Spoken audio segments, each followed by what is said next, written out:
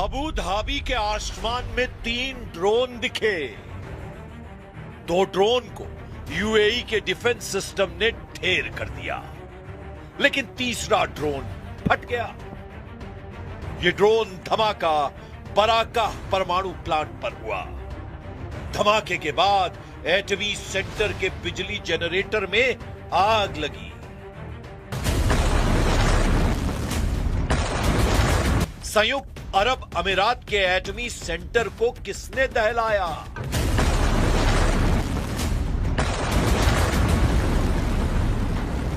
क्या ये ईरान है या फिर कोई और? यूएई ने ऐलान किया है कि उसे बदला लेने का पूरा अधिकार है, लेकिन वो बदला लेगा किससे?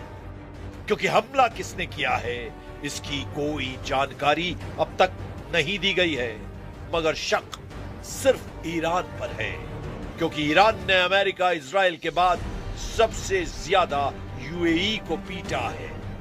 युद्ध के दौरान ईरान ने 2800 से ज्यादा ड्रोन और मिसाइल्स यूएई पर हमले किए हैं।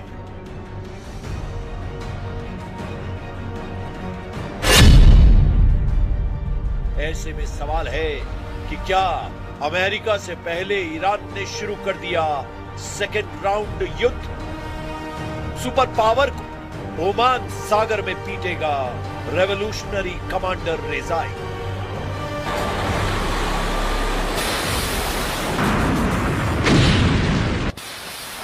हॉर्मुज़ में ट्रंप बैकफुट पर है।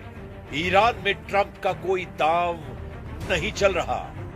यूरेनियम पर ट्रंप की ईरान नहीं सुन रहा है। ईरान ने क्लियर कर दिया है कि कतर वॉर गेम में सबसे सॉलिड प्लेयर बन चुका है।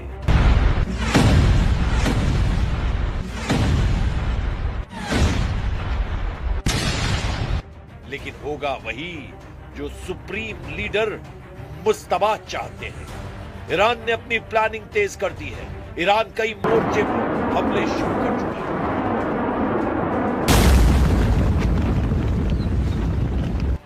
जमीन और समुद्री वॉर जोन में ईरान के रॉकेट फटने लगे हैं। इराक के कुर्दिस्तान में ईरान ने भयानक हमला किया है। रेवोल्यूशनरी लड़ाकों ने दावा किया है कि कुर्दिस्तान में अमेरिका और इजराइल से जुड़े समूहों पर हमला किया गया है। ISNA समाचार एजेंसी की रिपोर्ट के मुताबिक अमेरिका से हथियारों और गोला बारूद की एक बड़ी खेप को हमले में तबाह कर दिया गया। दूसरी तरफ अमेरिका ने अभी हमले को टाल देने का ऐलान कर दिया है। आखिर ट्रंप ईरान पर हमला क्यों नहीं कर पा रहे? सिर्फ खाड़ी देशों के कहने पर उन्हें अपना प्लान बदलना पड़ा है। ये बात इजराइल को हजम नहीं हो रही है, जबकि ट्रंप ने बताया है कि उन्हें कतर के प्रधानमंत्री अल थानी ने ईरान से समझौता कराने का वादा किया है। कतर के साथ ट्रंप को सऊदी अरब और यूएई ने डील फाइनल कराने की गारंटी दी है। Let Iran have a nuclear weapon. So I was called by these 3 countries plus others, and they're dealing directly with our people and right now Iran. And there seems to be a very good chance that they can work something out. If we can do that without bombing the hell out of them, I'd be very happy. जिन देशों के वादे पर Trump ने हमला रोका है, उन्होंने Trump से हमले के बाद होने वाले नुकसान का जो अनुमान लगाया है, उसने अमेरिका के होश उड़ा दिए हैं। कतर ने ट्रंप को समझाया है कि अगर दोबारा युद्ध भड़का तो ईरान खाड़ी के दुश्मन देशों के तेल और गैस ठिकानों को बर्बाद कर देगा। एक्सियोस के मुताबिक ट्रंप ने जब सऊदी अरब और यूएई के लीडर से फोन पर बात की तो उन्होंने भी गैस और तेल ठिकाने के बर्बाद होने की दुहाई दी। ट्रंप को खाड़ी देशों ने इससे भी खतरनाक हमले से आगाह किया।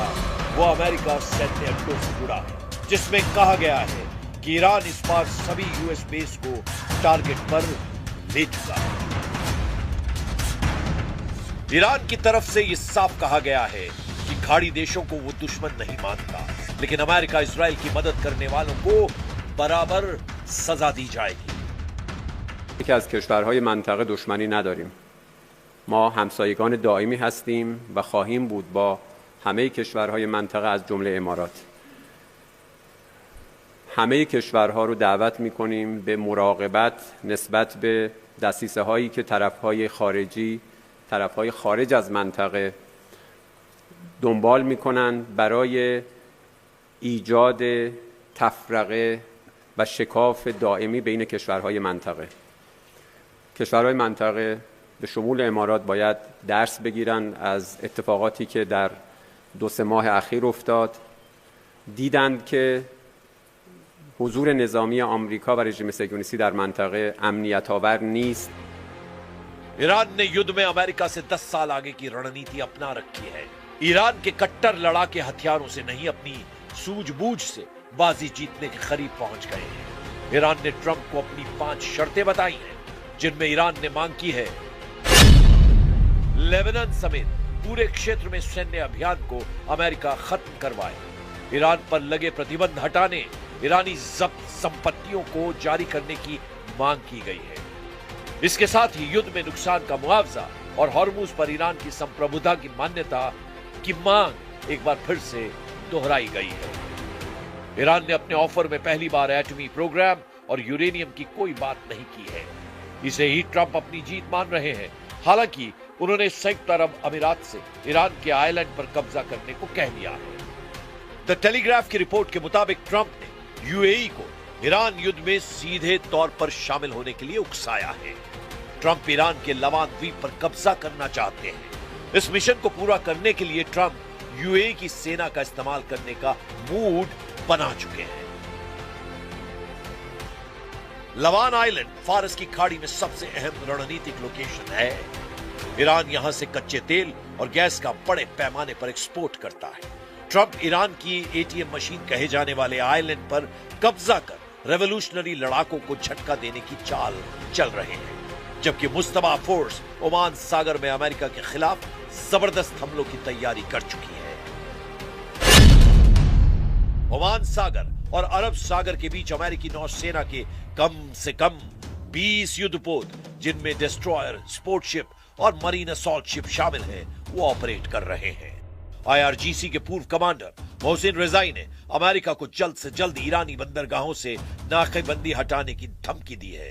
कमांडर रिजाई ने कहा है कि ट्रंप ने ब्लॉकेड नहीं हटाया तो ओमान सागर अमेरिकी नेवी की कब्रगाह बन सकता है। मतलब यह है कि हॉर्मुज फ्रंट साइलेंट है तो ओमान फ्रंट एक्टिव है, ईरान फ्रंट साइलेंट है तो इराक फ्रंट एक्टिव है, सीरिया फ्रंट साइलेंट हुआ है तो लेबनान और गजा फ्रंट एक्टिव हो गए हैं।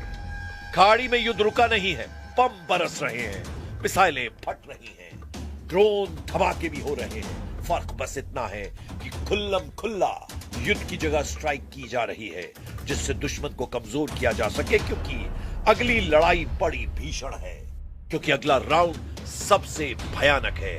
ईरान के बख्तियारी कबीले ने अमेरिका के नाम जो पैगाम भेजा है, वो यही बता रहा है कि युद्ध का नेक्स्ट एपिसोड सोच से परे होगा। ترامپ هشدار میدم که دست از این شیاطین شیطنت بازی ها برداره که با دنب شیر داره بازی میکنه. ईरान के तेवर इशारा कर रहे हैं कि डील वही फाइनल होगी जिस पर मुस्तबा खामनेई की मुहर लगेगी।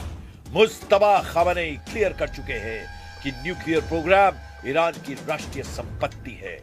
मायने हैं कि ट्रंप की यूरेनियम हासिल करने की कोशिश धमकियों से पूरी होती नहीं दिख रही है, यानी फैसला युद्ध के मैदान में ही होगा। और ये भी कि ईरान के पास एटम बम होगा या नहीं, ये ट्रंप नहीं, मुस्तबा तय करेंगे।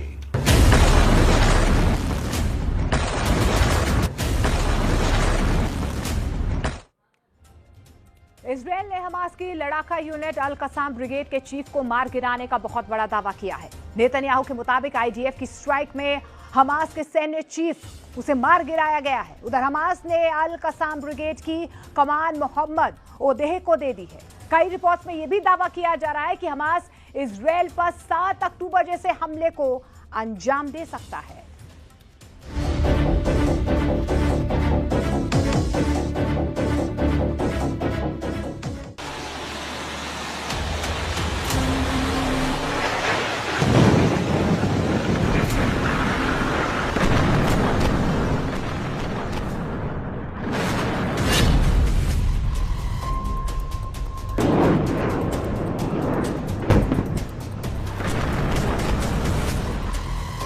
इजराइल हर रोज हिजबुल्लाह के ठिकानों पर 10 से ज्यादा एयर स्ट्राइक कर रहा है।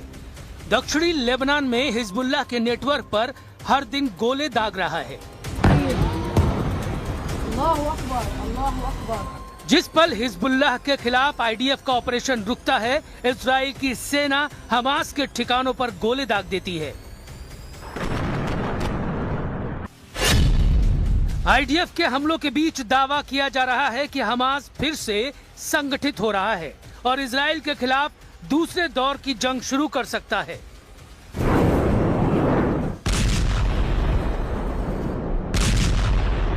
सोशल मीडिया पर यह वीडियो तेजी से वायरल हो रहा है।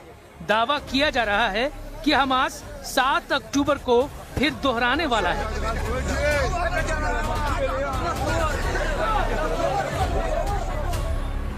एक और वायरल वीडियो में दावा किया गया कि हमास इजरायलियों पर वैसे ही हमला करेगा और उन्हें बंधक बनाएगा जिस तरह हमास ने 7 अक्टूबर 2023 को अचानक हमला किया।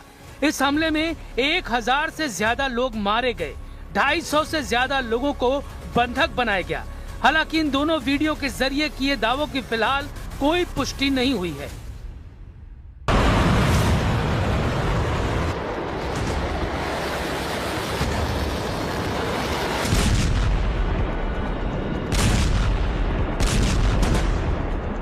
लेकिन 2 दिन पहले इजराइल के एक दावे ने हमास से उठती जंग की चिंगारी पर फुल स्टॉप लगा दिया। इजराइल ने दावा किया कि उसने एयर स्ट्राइक में हमास लड़ाका यूनिट के चीफ इज अल-दीन अल-हद्दाद को मार गिराया है। इस स्ट्राइक के बाद गाजा से तबाही की तस्वीरें भी आईं। साथ ही इज अल-दीन अल-हद्दाद की मौत का मातम भी दिखा। द घोस्ट के नाम से मशहूर इज अल-दीन अल-हद्दाद को मई 2025 में मोहम्मद सिनवार की मौत के बाद हमास लड़ाका यूनिट अल कसम ब्रिगेड का चीफ बनाया गया था। अब रिपोर्ट सामने आ रही है कि हमास के अल कसम ब्रिगेड की कमान मोहम्मद उदैह को सौंपी गई है। उदैह पहले हमास की मिलिट्री इंटेलिजेंस का प्रमुख था। दावा किया जाता है कि 7 अक्टूबर 2023 के इजराइल पर हुए हमले की पूरी साजिश इसी ने रची थी।